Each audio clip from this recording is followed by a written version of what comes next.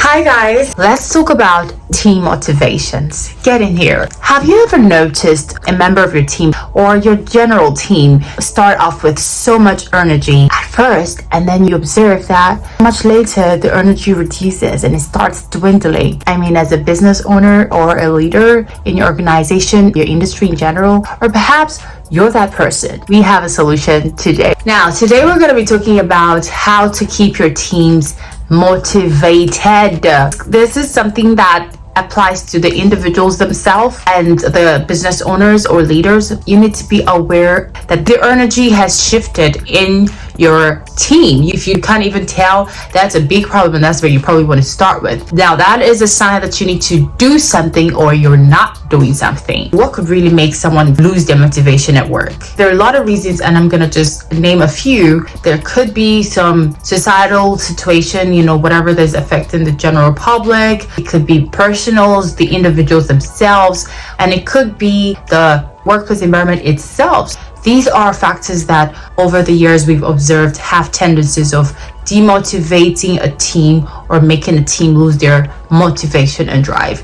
Business owners who don't know their teams personally and understand how first that their function aligns with them as an individual, how they actually perform your function that you have allocated to them. If you're such a business owner, you want to change. Now, if you also are not aware of the kind of environment your company have created for your staff, you want to go back and check this, because it's important to create a positive environment for work. What do I mean by positive or negative environment? If your staff or your team member cannot come to work and give their ideas and give their input in the most constructive way where they feel heard, if you are not getting feedbacks from your team, something is wrong somewhere. If you look at your culture, what kind of culture do you encourage? Are you the kind that don't think break times are important? You don't think that people's concerns are important? You don't take feedback? What kind of environment? Or is it kind of place that where it's like, oh, the bus is coming and everybody's like, eye service?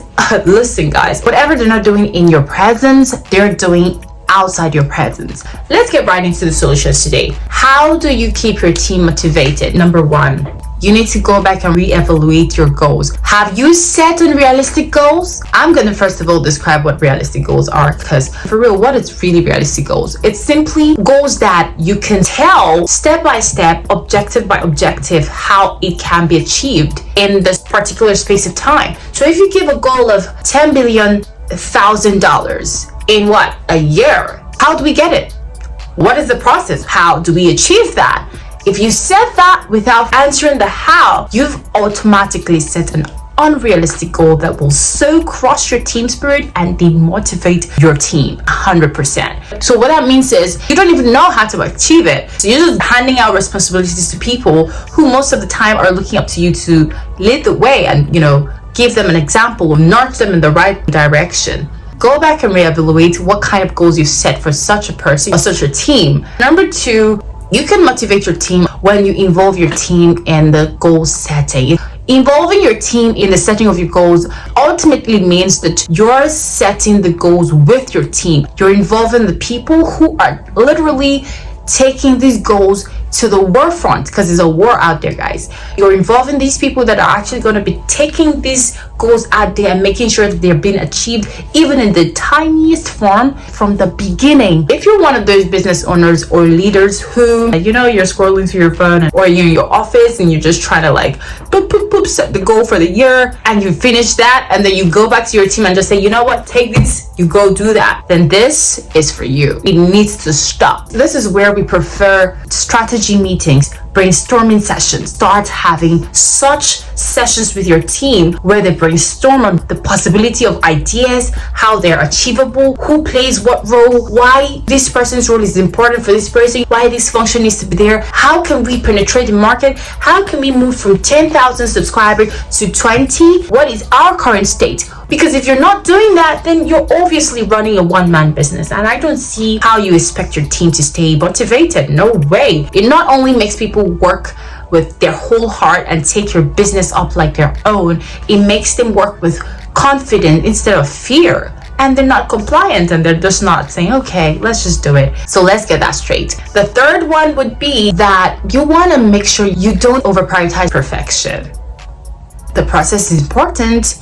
Now, I don't know how many business owners, leaders really appreciate your team's effort in the littlest form of it, even in failure. If you're not doing that, maybe that is what is causing your team to feel demotivated. Sometimes you're too focused on perfection and making sure you hit the goal that you forget that the process is important. 70% can also be a win, because if you focus on 100% and you don't acknowledge 70%, you may never get that 100% from the team. So it's important to talk about the wins. Encourage, support the little wins. Have sessions where you talk about, why did we lose this? How can we be better? What can we learn? These conversations should be encouraged every single time, because you want to prioritize your team spirit and you don't want to over prioritize perfection.